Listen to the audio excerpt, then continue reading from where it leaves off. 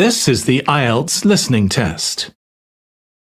You will hear a number of different recordings, and you will have to answer questions on what you hear. There will be time for you to read the instructions and questions, and you will have a chance to check your work. All the recordings will be played once only. The test is in 4 parts. At the end of the test, you will be given 10 minutes to transfer your answers to the answer sheet. Now turn to Part 1.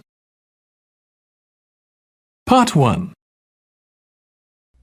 You'll hear an interview conversation between a banker and a customer. First, you have some time to look at questions 1 to 7.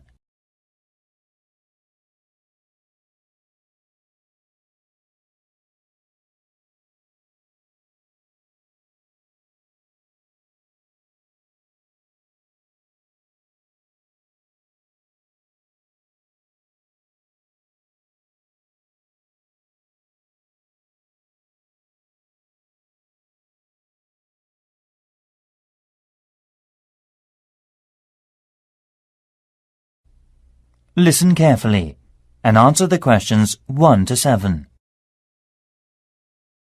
Hi, can I open a bank account, please? Sure, come on in. Make yourself at home. I'll just get some details for you. It won't take long. OK, right. What kind of account do you want? A deposit account. OK, I've got the application form here then. Have a look at this leaflet. We have several types. I've decided on the one called Classic. Good, that's fine. Can I have your full name, please? Yes, it's Jonathan Fox. That's Jonathan. Oh, right. Thank you. And what's your date of birth, please? The 21st of January, 1970. Right. Do you have another bank account in the UK? No, not yet. This is the first one. OK, fine. And what is your address in the UK, sir? 10 Island House, South Quay. That's East London, isn't it? Yes. Near Canary Wharf, right? Yes, that's right. How long have you been at your current address? Just around 1 month, actually. OK, that's fine. Can I ask for a previous address? Sure. It's Flat 3, Canada House, Queen Street. Is that all? Yes. That's Edinburgh, isn't it? Yes. Edinburgh. OK, thank you. Do you have a daytime telephone or mobile phone number? Yes. I think the number of my office, it's 0207 235 6735. Would you like my home phone number too? Yes, please. It's 0204 675 1222. Lovely.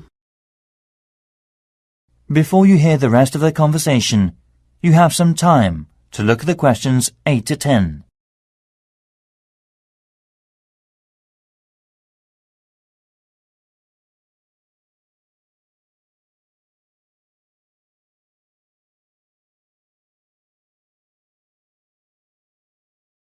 Now listen and answer questions 8 to 10. Right. What do you do for a living in the UK, sir? I am working at an English language school in central London as a tutor. It's my main job. OK. Now we usually ask for a piece of information for checking your identity, for security reasons, if you phone us. Sure. What name is your mother's first name? Because it's less likely to be known. OK, it's Monica. Thank you. Yes, Monica. It's Russian. OK, good. And how much would you like to open your account with? I've only brought £1,000. OK, fine. How often would you like to receive bank statements? I won't be needing bank statements. What about an online banking service? OK, just a moment, please. Can I check in the box on the screen? Sure. I was also wondering about a mortgage service. Sure. Can you just wait a moment? I'll introduce you to a mortgage marketing manager. Thank you.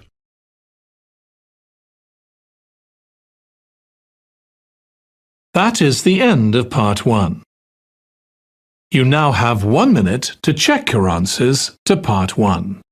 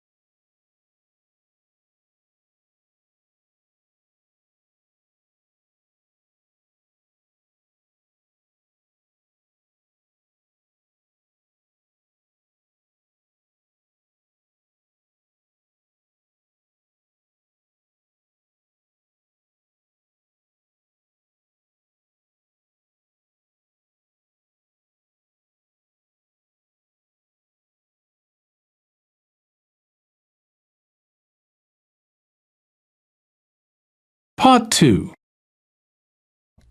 You'll hear a tourism program, The Elizabeth House. First, you have some time to look at questions 11 to 14.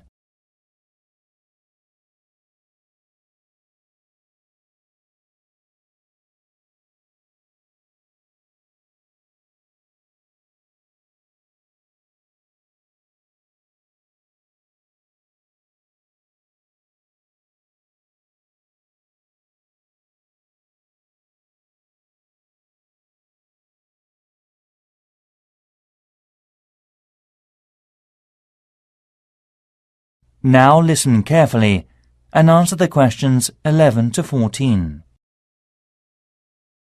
Hi everybody. Good to see you again.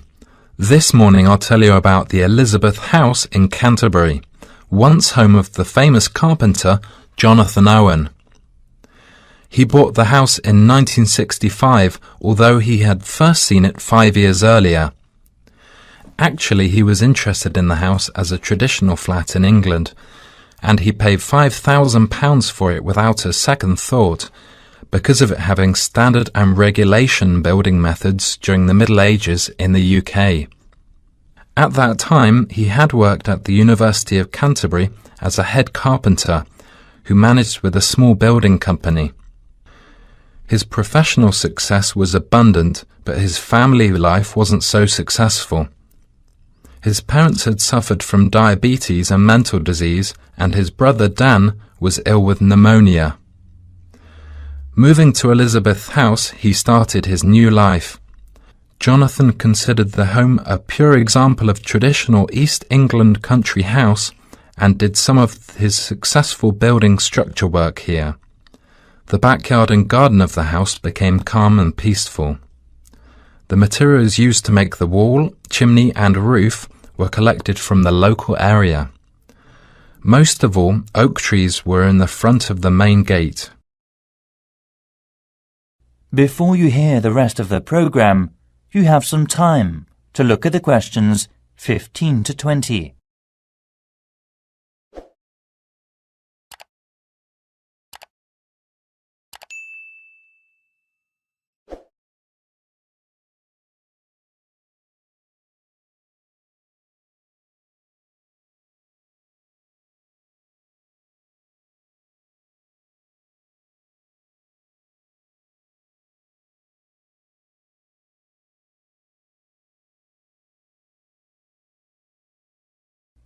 Now listen and answer questions 15 to 20.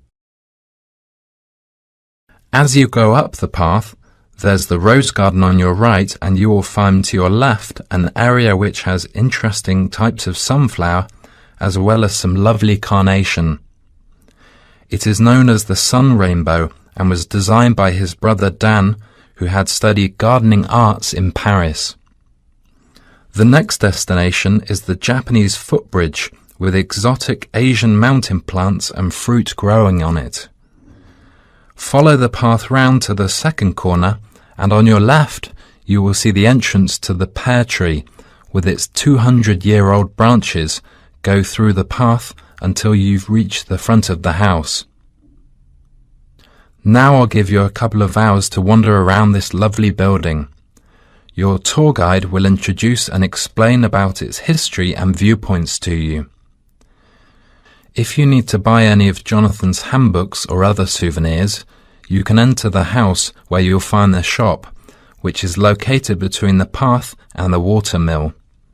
I expect by this time you may also be in need of a rest and some refreshments from the snack bar.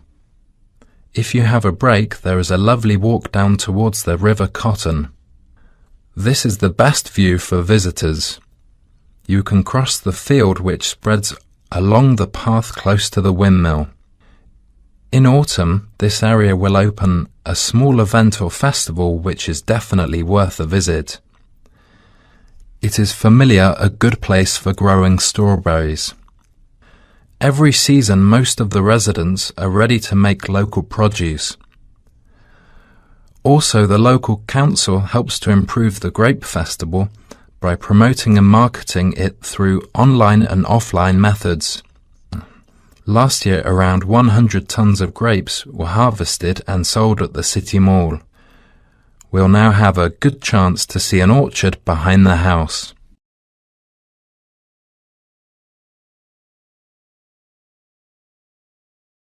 That is the end of part 2. You now have 30 seconds to check your answers to part 2.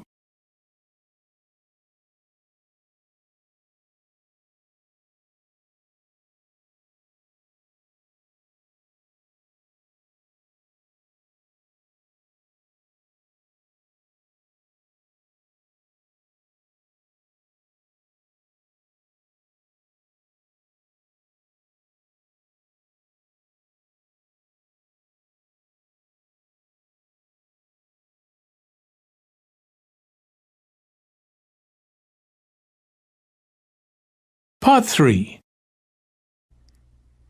You'll hear a conversation between students, Anne and David, about gallery marketing. First, you have some time to look at questions 21 to 24.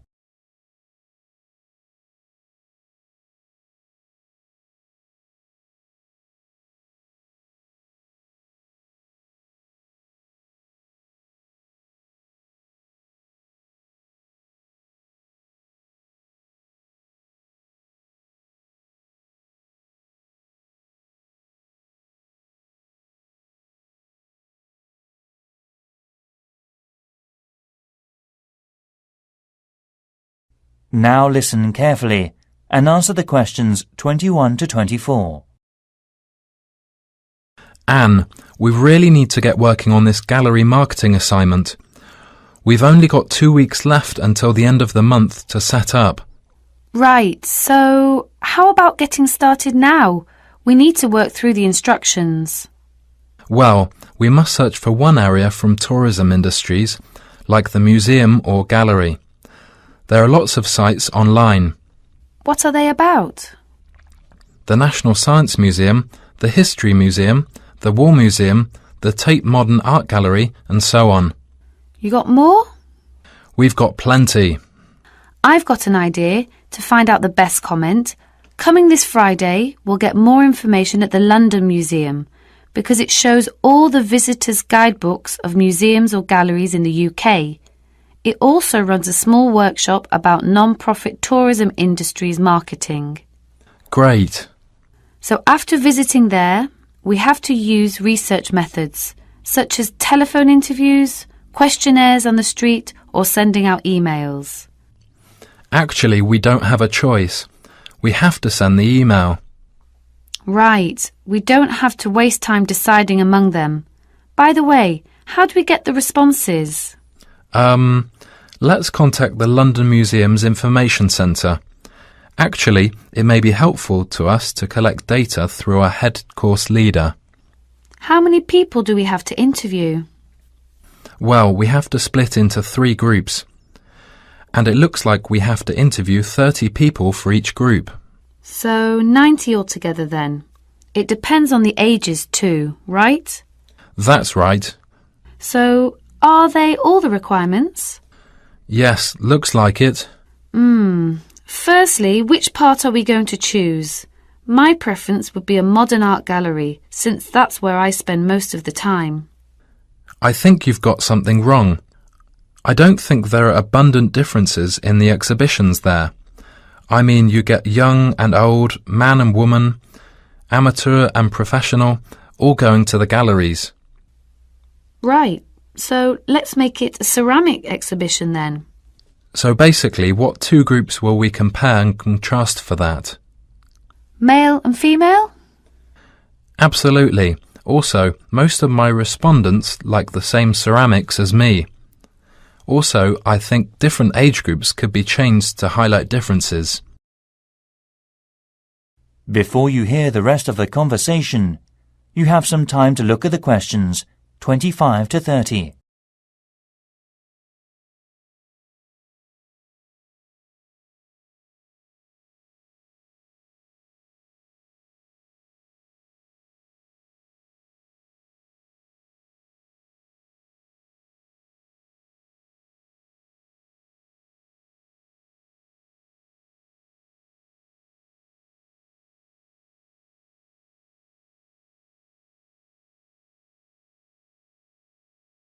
Now listen and answer questions 25 to 30.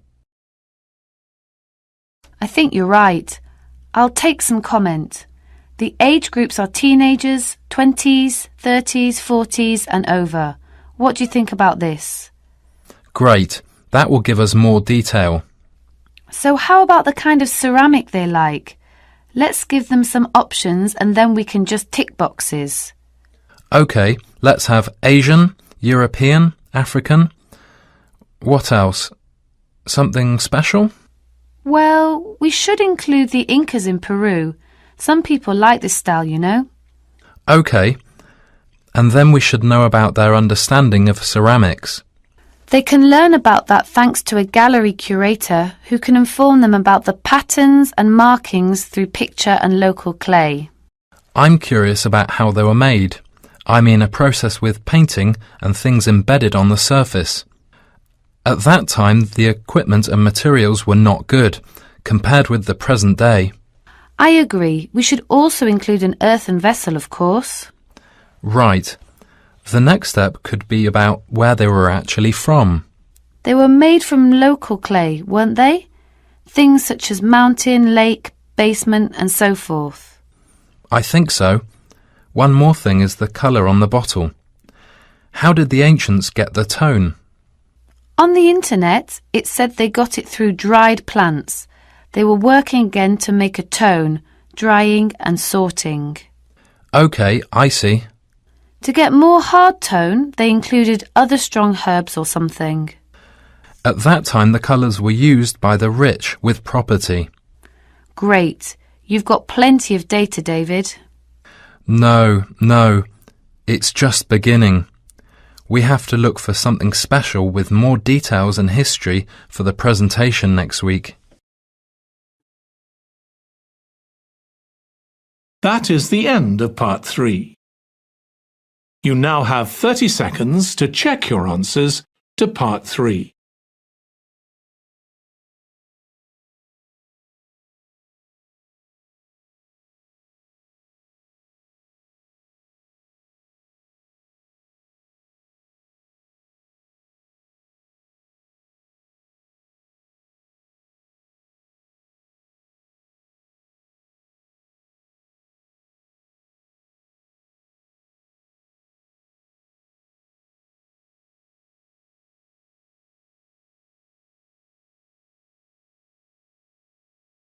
Part 4. You'll hear part of a lecture given by a waste recycle management's professor. First, you have some time to look at questions 31 to 40.